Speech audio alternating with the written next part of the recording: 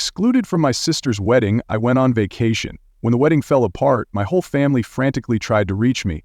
"You're overreacting, it's just a wedding," my mother said. I was not invited to my own sister's wedding. Instead, I scheduled a trip. Days later, my relatives blew up my phone. I sat there staring at my screen, reading the message for the 5th time. "Hey, just wanted to let you know the guest list is finalized and we had to make some tough cuts. Hope you understand. Love you. Tough cuts. Tough cuts." I wasn't some distant cousin. I wasn't an old family acquaintance whom they hadn't seen in years. I was her brother. And my sister, the same sister I had assisted through every crisis, heartbreak, and moment of self-doubt, had just cut me out as an afterthought. I glanced at the screen, a slow pang of unbelief spreading into my chest. I nearly laughed, because this had to be a mistake. I took up the phone and called my mother. She responded on the second ring, her voice upbeat. "Hey, sweetheart, what's up?" I didn't bother making small talk. I just got a message from Sarah. She says the guest list is finalized and I'm not on it. There was a pause, just long enough to prove what I had previously suspected. "Oh, honey," my mother sighed. She always used that voice to make me feel like I was being unreasonable. "It's just a wedding. Don't make a big deal out of this. Just a wedding." I felt a hot, stinging coil in my stomach. "Are you serious?" I asked, my voice unusually calm. "Mom, I'm her brother. How am I not invited to my own sister's wedding?" She produced a tisk sound as if I were a toddler having a tantrum. "It's not personal. They had to keep the guest list small. And Mom," I cut her off, "I just saw Sarah's Instagram post. She invited 150 people." Silence, then a forced chuckle. "Well, you know how things are. Weddings are expensive, and maybe they assumed you wouldn't mind skipping this one." I felt like I had been hit in the stomach. "Wouldn't mind?" I asked. "Mom, I've been there for Sarah through it all. I helped her relocate twice. When she lost her job, we covered half of her rent, and I was the one who helped her get over her last breakup. But now I'm not good enough to be there on her special day?" "Oh, stop being dramatic," my mother remarked with a sigh. "It's just one day. You're overreacting." I laughed briefly and without humor. Overreacting, right? I could already predict how things would go. I would argue, my mother would shrug me off. Sarah would certainly provide a half-hearted apologies later. I'd be expected to forgive and forget because that is what I have always done. Not this time. Something within me cracked. If I wasn't worthy of inclusion, then fine, I would not be. I hung up without saying anything and began browsing through my phone. If I wasn't planning to attend Sarah's wedding, then I was going to be somewhere much nicer. I was going on a vacation. The more I thought about it, the angrier I became. I wasn't the type of guy who got upset over trivial matters. I had previously let a lot slide. Sarah had repeatedly forgotten my birthday. She would only call me when she needed something. Our mother always wanted me to be the understanding one. Sarah managed to get away with murder. But this was an entirely new level of disdain. I was going to sit around moping while my sister and the rest of the family played Happy Little Wedding without me.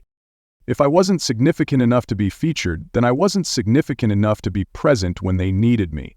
I grabbed my laptop and began looking up flights. If Sarah could have the happiest day of her life, then I planned to enjoy the best week of my life. It took less than an hour to plan. I reserved all-inclusive accommodations at a 5-star resort in the Caribbean suite with an ocean view, spa services, and access to a private beach. I had always convinced myself that such a trip would be too pricey. Not this time. I wasn't just traveling for a holiday. I was making a statement. When the wedding weekend came around, I was already on a plane enjoying champagne in first class. I made sure to upload a picture, legs extended out, drink in hand, with this caption: "Guess I got cut from the guest list, but I think I'll survive."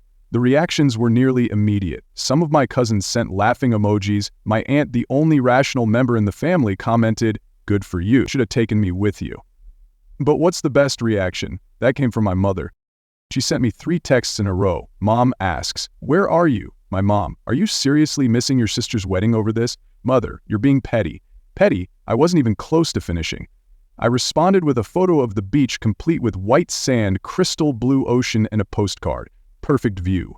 Then I shut off the phone. I wasn't about to let them guilt me. Not this time. For the first time in many years, I was not putting my family first. I was putting myself first, and it felt incredible. By the time I arrived in paradise, I had entirely eliminated any lingering remorse. The moment I walked out of the airport, the warm ocean breeze touched me, bearing the aroma of salt and tropical flowers.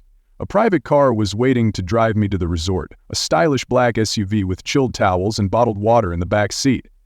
Yeah, this was far better than a wedding. As we drove down the coast, I reflected on how right I had been to accomplish this. Back home, my family was presumably busy preparing for the big day. My mother was probably making excuses for why I wasn't present.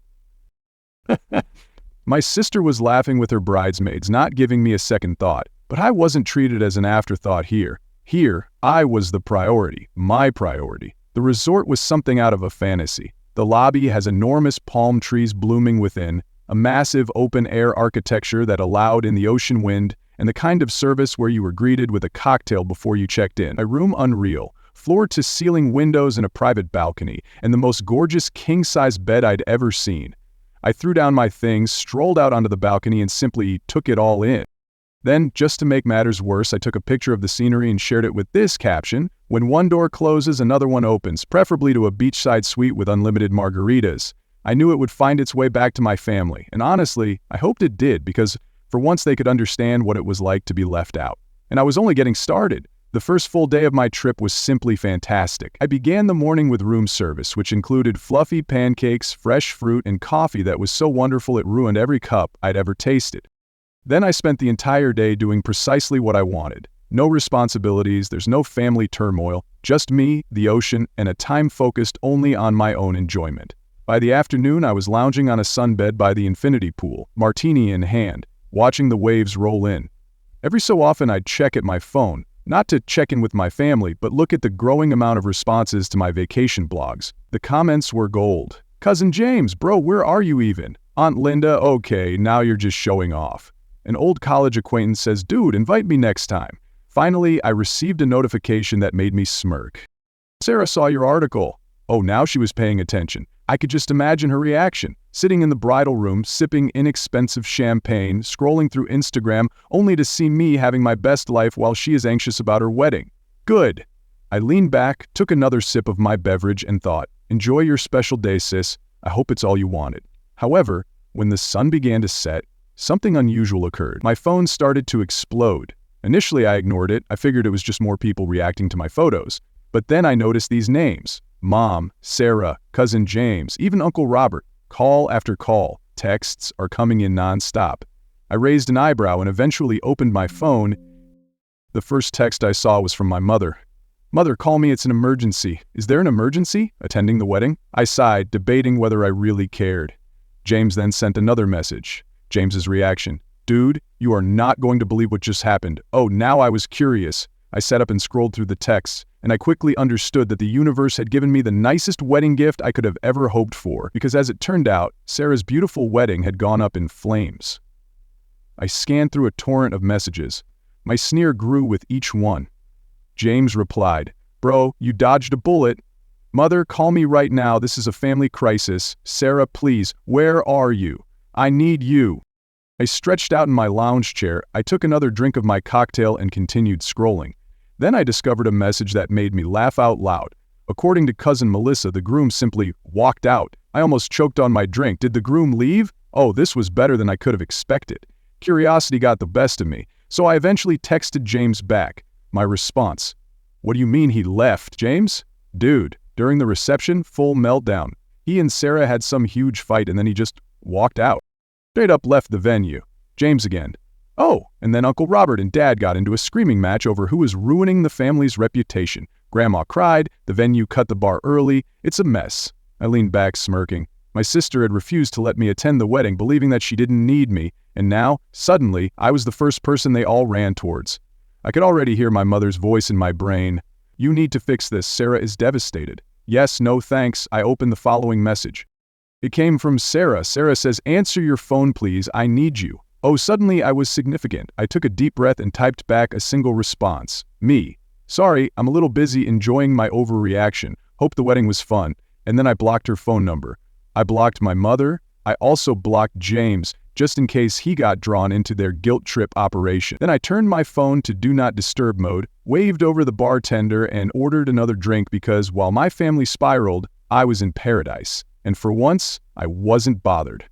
The following morning I awoke to the sound of waves breaking on the shore. The aroma of sea and tropical flowers wafted through my open balcony doors. I stretched and yawned, and for one lovely minute I almost forgot about the pandemonium at home. Almost. Then I looked at my phone. Even though I blocked the majority of my family, I still had more than 20 missed calls from random numbers. They tried everything to contact me. Several voicemails had slipped through. Despite my better judgment, I pressed play on the first one. Mom's voice, frantic. "I don't know what you think you're doing, but this is not the time for one of your tantrums. Your sister is devastated and we need you here. This family needs to stick together right now." I rolled my eyes before deleting it. Next voicemail. "Sarah is crying. I don't understand why you're doing this. You're my brother. I need you. Please just call me back." Click. Deleted. The following one had me laughing. James whispered as if he were hiding in a closet. "Dude, Mom and Aunt Linda are planning to show up at your apartment when you get back. Just a heads up. Also, Grandma keeps saying the wedding was cursed because you weren't there. It's hilarious." Was that a voicemail? I've saved. I tossed my phone on the bed and stepped out onto the balcony. The sun had just begun to rise, creating a golden glow over the ocean. I took a deep breath, allowing the warmth of it to sink in. Back at home, my family was scrambling to perform damage control. Meanwhile, I was here sipping espresso while wearing a bathrobe, enjoying the best decision I'd ever made. And the best part? They were now feeling what I had felt when they cut me out. Unwanted, forgotten, left out. It was rather poetic, actually. But I wasn't finished yet. I grabbed my phone, I took a photo of my breakfast, which included fluffy pancakes, fresh fruit, and a mimosa that was so brilliant it might blind someone, and posted it with this caption: "Starting my day stress-free. Hope everyone back home is doing okay." Then, just for fun, I went through my blocked messages, grinned at all of the missed calls, and ordered another mimosa. Headed, I didn't intend to call them back. Allow them to clean up their own mess. I was on vacation. By midday, I was relaxing under a secluded cabana, sipping a tropical drink with an umbrella, when my phone vibrated again. This time, the message came from cousin Melissa. "Melissa, okay, I know you're mad, and honestly, you deserve to be. But you have to hear what happened after the wedding. Call me. You're going to love this." I raised an eyebrow. Melissa has always been the only cousin with a brain.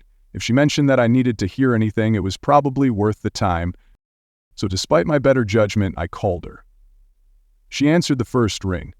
"Oh my God, you're finally answering," she said, unable to contain her joy. "Okay, are you sitting down?" I gazed about in my shaded cabana, the vast ocean in front of me and the chilled beverage in my palm.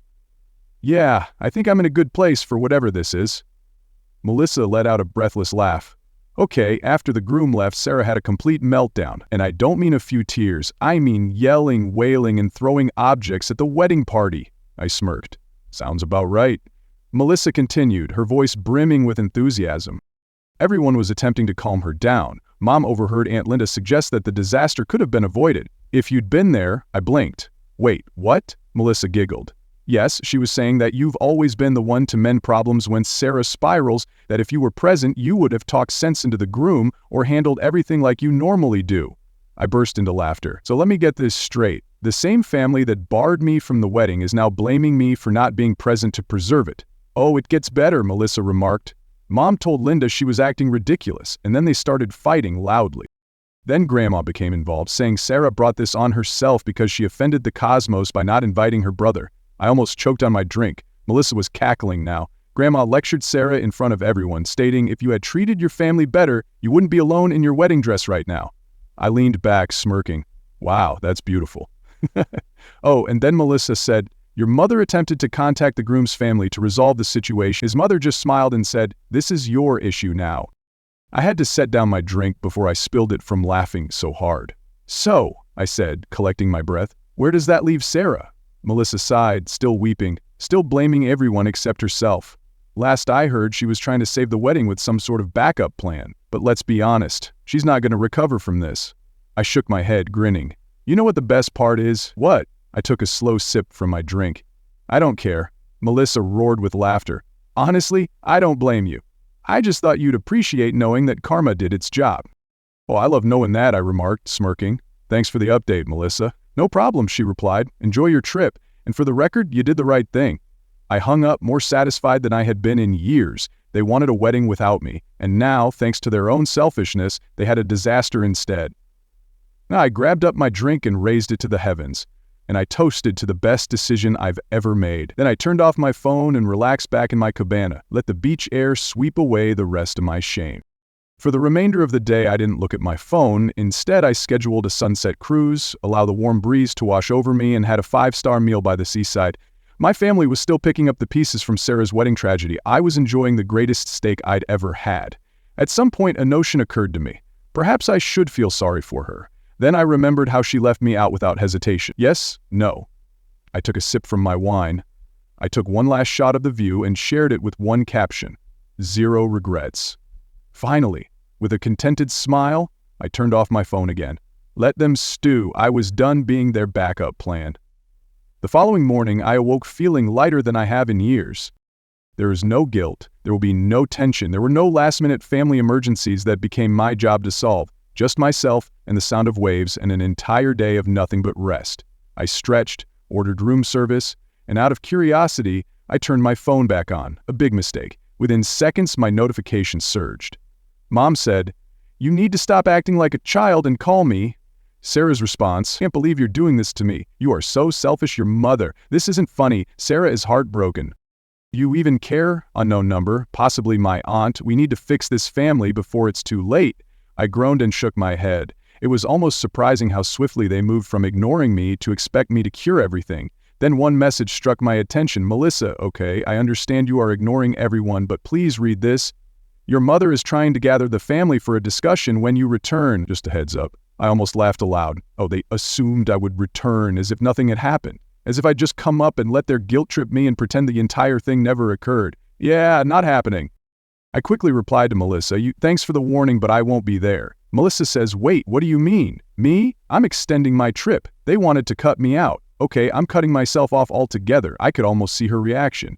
A combination of astonishment and amusement.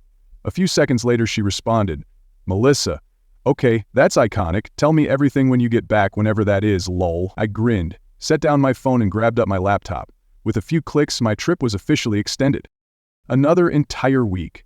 There's no family. There's no drama, no family discussions, just me and the water. They never allowed me to have peace. And the best part, they couldn't do anything about it. Before going to the beach, I sent one final text. "Me, Mom, and Sarah. Oh, so you want me around? Sorry, I'm too busy enjoying my reactions. Have fun cleaning up your own messes." Then, for the last time, I blocked their numbers. I put my phone down, ordered another drink, let the sun warm my skin. There is no guilt. There will be no tension, no regrets, just peace. And it was the best decision I've ever made.